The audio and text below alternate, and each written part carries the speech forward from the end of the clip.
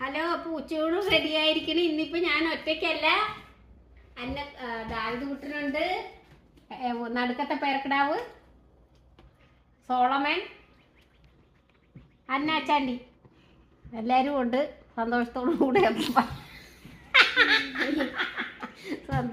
കൂടിയുള്ള ഭക്ഷണമാണ് ഇന്ന് എല്ലാവരും കൂടെ.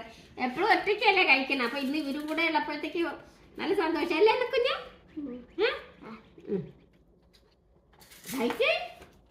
അപ്പൊ ഇന്ന് നത്തോലി എന്നാ, നത്തോലി ചെറുതല്ല, ചെറിയ മീനില്ലെന്ന് പറഞ്ഞ പോലെ നത്തോലി ഉണ്ട്, സാമ്പാറ്, പച്ചക്കായ ഇതന്നെയാണ് സൗമ്യ. പരിപ്പാ? ഇല്ല, പരിപ്പാണ്. പച്ചക്ക മാത്രമാണ്. ഇൻസ്റ്റാഗ്രാമിൽ ഫോളോ ചെയ്യാൻ മറന്നു പോലെ നമ്മൾ